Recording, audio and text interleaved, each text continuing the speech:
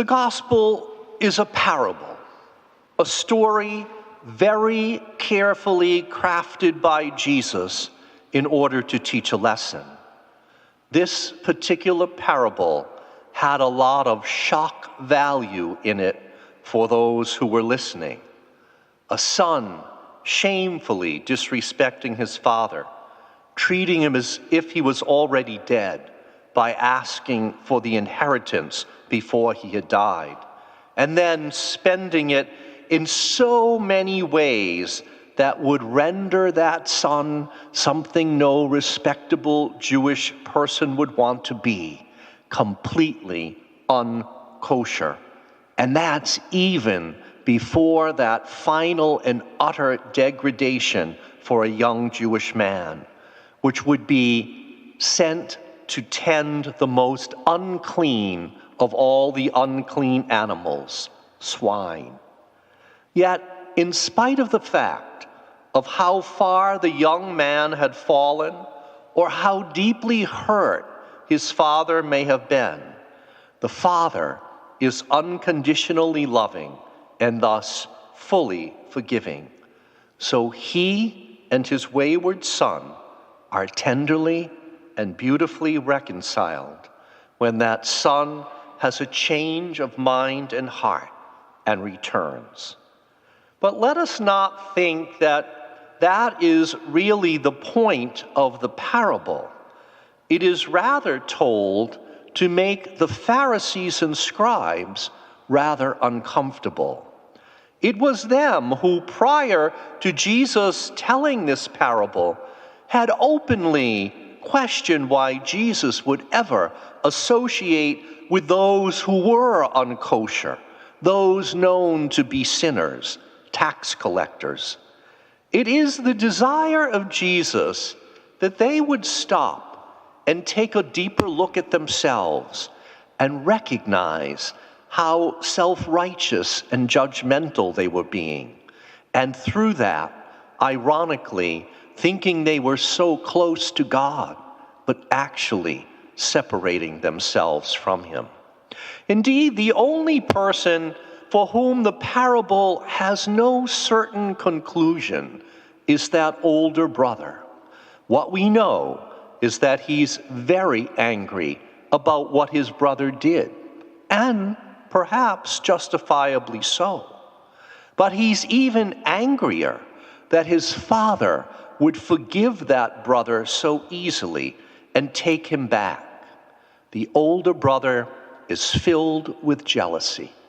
He resents that a feast is being held for his younger brother, and that older son is bitter that he has not been what he considers justly rewarded for his years of loyalty and obedience.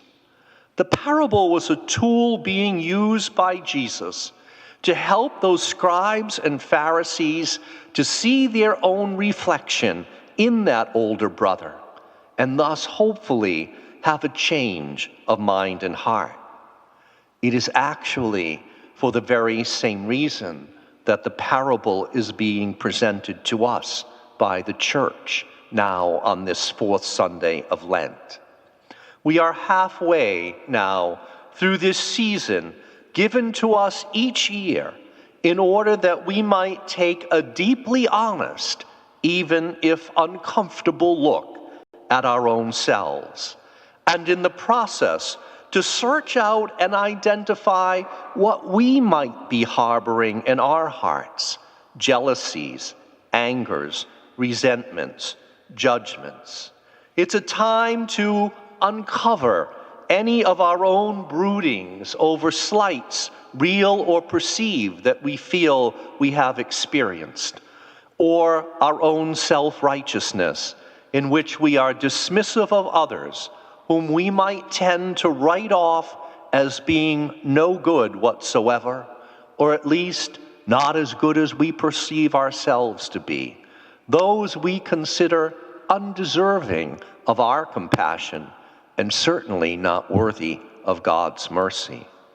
The lesson then that we must learn over and over again is that we have no control whatsoever over God. God who will shower his blessings on the just as well as the unjust. God who forgives freely and fully, but for the asking. So we must let God be God. Thus, we would be wise to suspend our own judgments as to who is worthy of our respect and love, and God's, and who is not. We are called to see that God loves all his children infinitely and unconditionally, and rejoicing that that also includes ourselves, in spite of our own sins, failings, and shortcomings. The hoped-for change that the parable is meant to effect in us is that we would become all the more tolerant and forgiving then of the faults of others, as we would want God to be merciful with us. Indeed, the love that we are called to have as the followers of Jesus is not some strong liking or even loving attraction for others. That would be completely impossible to achieve. Rather, authentic Christian love doesn't involve feelings whatsoever. It's a conscious decision to desire for others, without any single exception, the good things that we would want for ourselves. And at the top of that list should be the mercy of God, on which our own and all human salvation depends.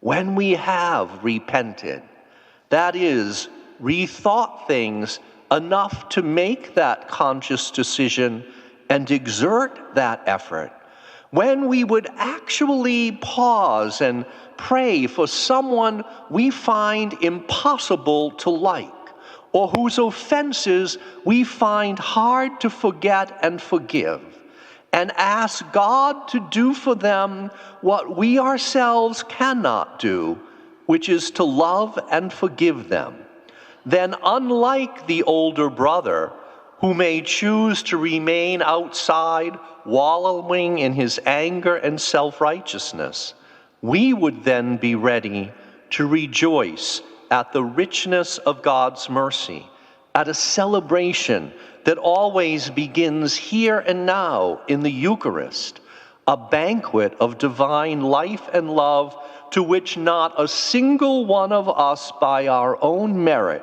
is truly worthy to be invited. But Jesus welcomes us anyway. And it is a celebration which will continue without end in the feast promised in God's eternal kingdom, so long as we do not resent the presence of anyone else on God's guest list.